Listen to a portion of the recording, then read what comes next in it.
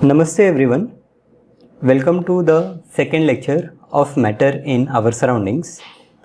In this second lecture, we will see characteristics of particle of matter, compressibility of solid liquids and gases, and diffusion in solids, liquids and gases.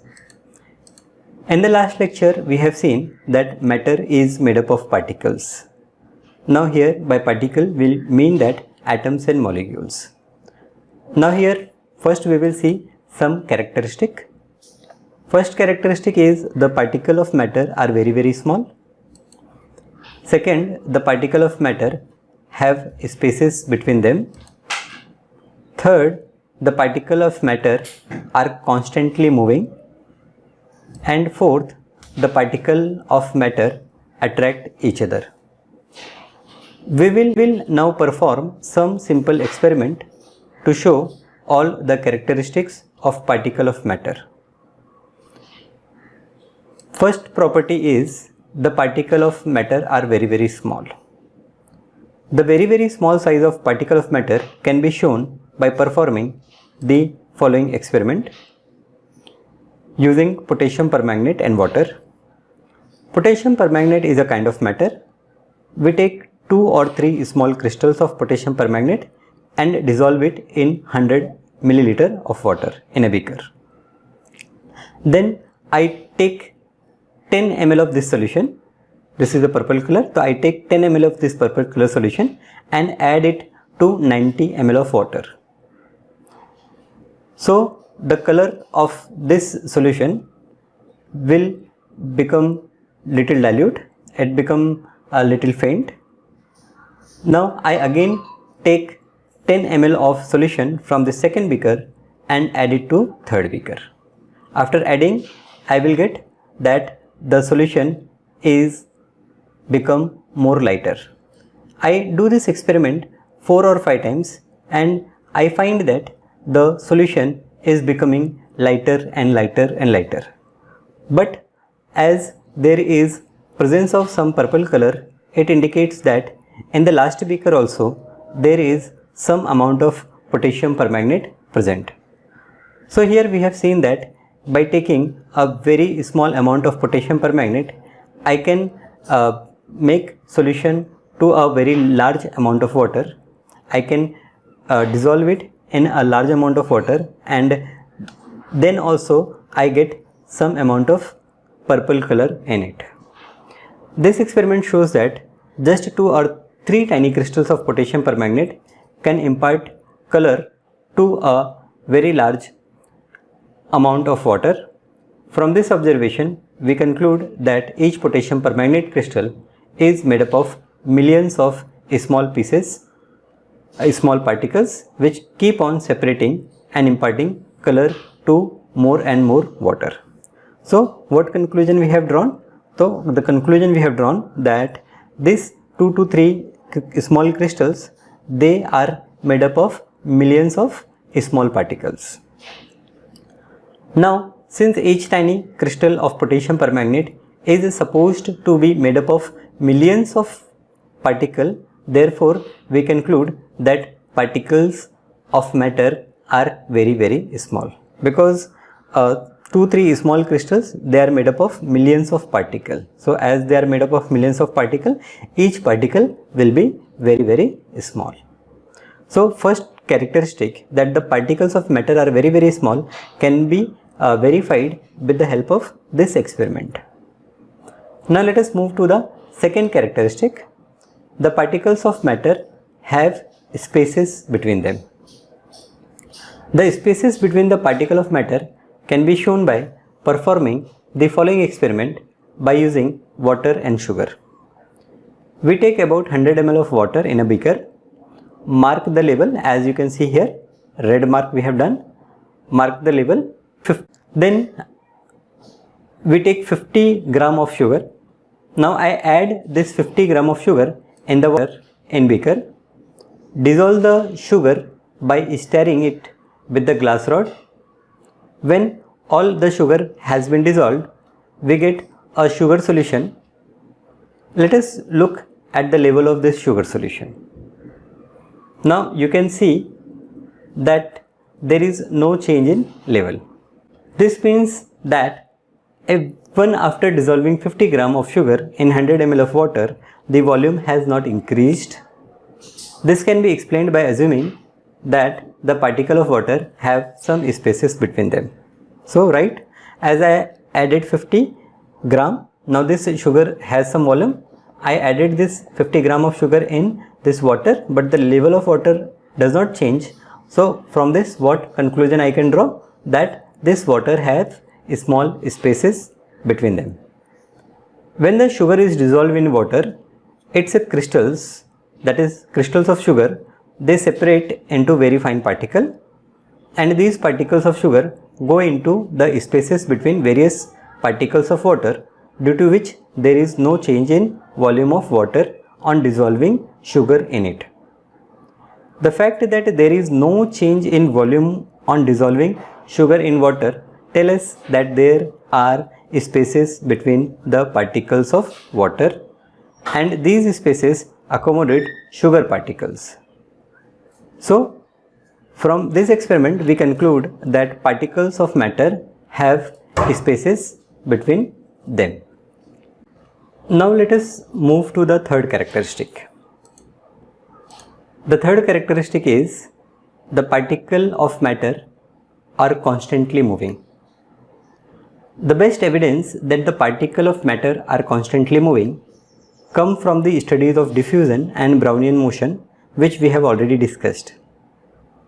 We will now describe one more experiment involving diffusion in gases. When we light an incense stick, that is agarbatti, in one corner of room, its fragrance spreads in the whole room quickly. This observation can be explained as follows. The burning of incense stick produces gases having pleasant smell. The particle of gases produced by burning of the incense stick move rapidly in all directions, mix with moving particles of air in the room, and then reaches every part of the room quickly along with the air. When the gaseous particles from the incense stick reaches our nose with air, we can smell the fragrance. If however the particle of gases produced by burning of incense stick and the particles of air were not moving, then the fragrance of incense stick could not spread in the whole room quickly. So the observation that the fragrance of burning incense stick spreaded in the entire room very quickly tells us that the particle of matter are constantly moving. Now let us understand the fourth property. The particles of matter attract each other. Now there is always some force of attraction between the particles of matter which bind them together. The force of attraction between the particles of the same substances is known as cohesion, right? So suppose if I take one iron rod, then there is some force of attraction between each particle of iron rod, and because of which if I want to pull them away from each other, I have to apply a very large amount of force, or in case of iron, so it is actually not possible, right? Why I am not able to subtract, or I am not able to separate the particles? Because there is some force of attraction. The force of attraction between the particles of same substance is called cohesive force. Cohesive force. Now this cohesive force is different in different matter, right? So we can take a chalk for an experiment. We can take a chalk and we can take an iron nail. Now if I use a hammer and beat the chalk, then what I find that the particles of chalk, they are separate out.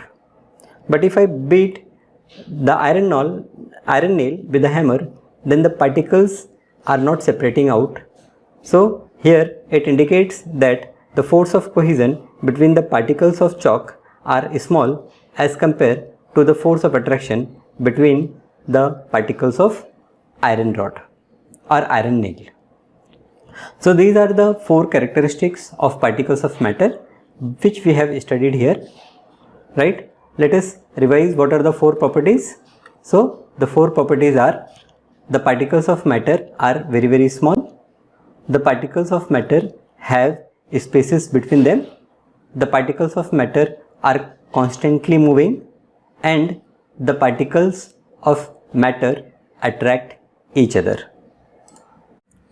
Now let us move to the next topic, which is classification of matter as solid, liquid and gases. Now so far we have seen what is matter. We have seen that matter is made up of particles. We have seen the characteristics of particle. Now here we are going to classify the matter as solid, liquid and gases. On the basis of physical state, we classify all the matters as solid, liquid and gases in 3 groups. Solid, some examples are sugar, iron, wood, rock, etc. In liquid, we have water, milk, oil, kerosene, petrol. And gases, here the examples are air, oxygen, hydrogen, etc. Now before we study this classification solid, liquid and gas, let us first understand what we mean by term rigid. Now rigid means unbending or inflexible. Now if you take the iron rod, okay, if you take the iron or piece of a stone, say, then is it bending or can you stretch it? No. So that piece of iron is a rigid substance. Now the second term is fluid. Fluid means a material which can flow easily and require a vessel to keep it. Like water, we can easily flow the water. Yes, you have seen flowing of water in rivers, and you can store that water in some container like bottle or glass. Another example of fluid is some kind of gas. Yes, the gas is also flowing. Flow means what? Moving, right? So gas is also moving, right? And we can store gas in container, right? You must have seen oxygen cylinders in which we have stored oxygen, or you have seen balloon in which we have air, right? So rigid means unbending or inflexible, and fluid means the material which can flow easily. Now all the solids, they come in category of rigid, and all the liquids and gases, they come in fluid. Now let us see solid. Properties of solids are: solids have a fixed shape and fixed volume. Solids cannot be compressed much. Solids have high density. They are heavy. Solids do not fill their container completely, and solid do not flow. Okay, these are the 5 characteristics, right? First, solids have fixed shape and fixed volume. Yes, you cannot change its shape. See, some stones are here. Okay, can we change the shape of these stones? No. And their volume is also fixed. Second, solid cannot be compressed, right? We will see this with an experiment later on. Solids have high densities. They are heavy. Density, we know it is a property, and we measure density by mass upon volume. So if we take mass upon volume ratio for solids, we get a high value. Solids do not fill their container completely. Now what it means? That suppose I take a vessel, big vessel, and put some stones in that, then the stones will occupy the space what they originally are occupying. They are not completely filling the vessel. So solids do not fill their container completely. And last, solid do not flow, right? These rocks are here, they are not moving anywhere. So the solids do not flow. Now let us see the properties of liquids. Liquids have fixed volume, but they have no fixed shape. Liquid take the shape of vessel in which they are placed. You all have learned all this property in your previous classes also, right? They have fixed volume, right? If I take 1 liter water and I put it in any container, then their volume going to be 1 liter only. But their shape changes depending upon in which vessel I am putting this water. Like solids, liquid cannot be compressed much. Now again, liquids also we cannot compress much. Liquids have moderate to high densities. They are usually less dense than the solid. And liquid do not fill their container completely.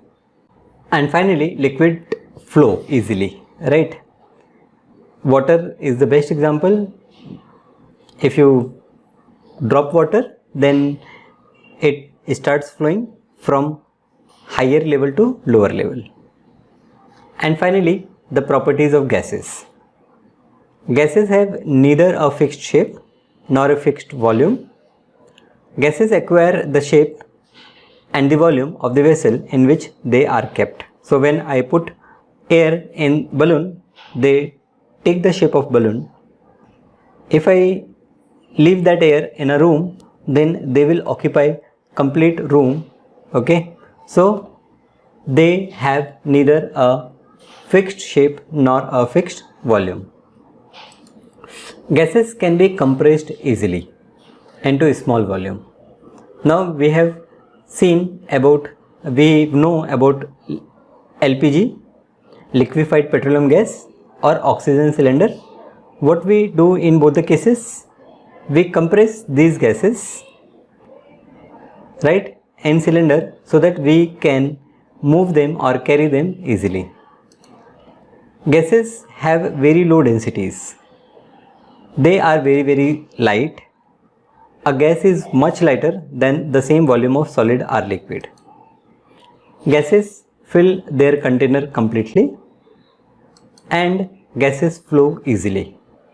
So if you see the properties of solid, liquid and gases, all the three states we have given 5 properties, and if you see the properties, their headings we can say are same. Like first property is regarding their shape and volume. The second property is related with compressibility. The third property is related with their density. Fourth property is related with their tendency to fill the container. And fifth property is related with flowability. These solids, liquids and gases, they are called 3 states of matter. Now any matter, let us take example of water. It exists in 3 states, that is in solid, which is your ice, in liquid, which is water, and in gas, which is water vapor. Now let me explain why they exist in these 3 different states. Okay, so ice, as we all know, that when the temperature is very small, that is when their heat content is very small, then they are in solid state. Now according to kinetic theory, as the amount of heat or temperature is very small, the particles of matter here have a very small kinetic energy, and therefore they are not moving much. Okay, kinetic energy, okay, again you must knowing kinetic energy is the energy which is because of motion, right? So in solid state the motion is very small, and because of small motions the particles are very close to each other, so there is a strong force of attraction, and hence they have a fixed shape and fixed volume.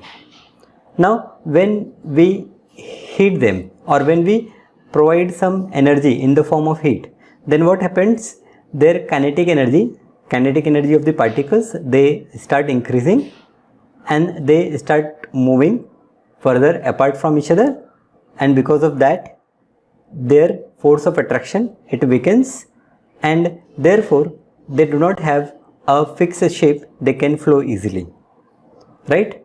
When we give them more energy, okay, when we heat them up further, like in case of water vapor, then what happens? They acquire a very high amount of kinetic energy and they move very far from each other, and their force of attraction become very, very small. So you can see that in solid we have a very strong force of attraction, the space between the particles is very, very small, and they have a very small kinetic energy. In case of liquid, we see that the kinetic energy is more as compared to solids. The space between particles is also more, and the kinetic energy is also more as compared to solid. And in gases, we see that the space between particles is very large, the force of attraction is very, very small, and they have a very high kinetic energy. So this is how we can explain the three states of matter, which is solid, liquid and gas, on the basis of kinetic theory. Now let us see an experiment which suggests that solids and liquids cannot be compressed, but gases can be compressed easily. We take 300 ml glass syringes having frictionless pistons. The nozzle of all the three syringes are closed by inserting them in separate rubber cork so as to prevent leakage from them, and then we remove the piston from all the three syringes. In the first syringe we fill common salt, which is solid.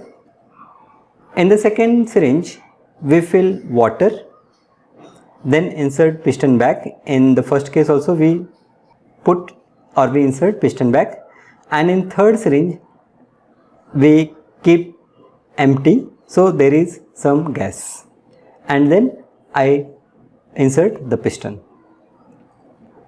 Now I've put say some weight, let us take 50 gram or 100 gram of weight on the top of each of the three syringes. Now what we observe? The piston of the first syringe containing common salt does not move down on putting the weight. This shows that on applying pressure, the volume of common salt in the syringe does not get reduced. This means that on applying pressure, the common salt does not get compressed. Since the common salt is solid, so in general we say that solid does not get compressed on applying pressure. The piston of the second syringe containing water also does not move down on putting weight. So this also shows that on applying pressure, the volume of water in the syringe does not get reduced. This means that on applying pressure, the water does not get compressed. So here when I put weight, the level does not change, which indicates that the solid is not compressible. In the second case, in liquid also we have not seen the piston going down, so it also indicates that the liquid is not compressible. And in the third case where we have gas, we found that the piston is going down. So this indicates that gases are compressible. So you can see when we put piston, so the level of when we apply the weight, the level of this piston goes down, indicating that air or gases are compressible, whereas solid and liquid are not compressible.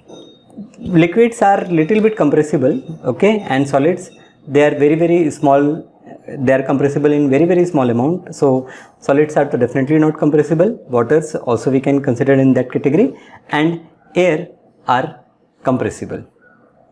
So because of this reason, we carry gases like LPG, like oxygen in the compressed form in cylinders, right? Okay. Now let us study our third topic, which is diffusion. The spreading out and mixing of substances with another substances due to motion of its particle is called diffusion. Okay, so in diffusion what happens? The particles are spreading, the particles of the substances, they are spreading and mixing with the particle of other substances. This is diffusion, right? Diffusion is a property of matter which is based on the motion of its particle, right now? So the particles are moving, so this diffusion property is because of motion of the particle. Diffusion is faster in gases and slowest in solids. This indicates that in solids also there diffusion, and the rate of diffusion increases on increasing the temperature of different substances.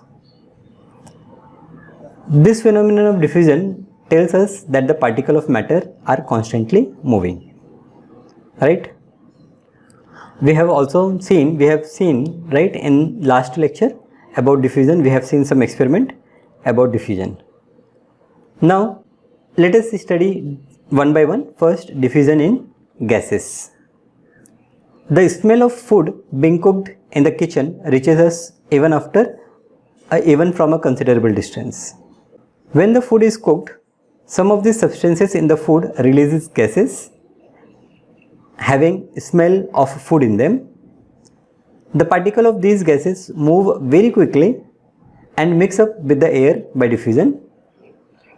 When the air containing these gases reaches our nose, we get the smell of food being cooked in the kitchen. Thus, the smell of the food being cooked reaches us even from a considerable distance by a process of diffusion. Smell of hot sizzling food. It reaches us even when we are at a considerable distance, but to get the smell of cold food, we have to go close to it. What is the reason? This is due to the fact that rate of diffusion of hot gases is much faster than the rate of diffusion of cold gases released by cold food. Yes, the rate of diffusion of hot gases which is produced by hot food is much faster than the rate of diffusion of cold gases which are released by cold food. Now let us see diffusion in liquid. Now diffusion in liquid is slower than gases. The spreading of purple color of potassium permanganate into water on its own is due to the diffusion of potassium permanganate particle into the water. We have seen this experiment and we have seen that how slowly this purple color mixes with the water. So the rate of diffusion is very slow in case of liquid. Let us see diffusion in case of solids. Now diffusion in solids is very small, so we can say that there is no diffusion. Okay, many times we are unable to see the diffusion.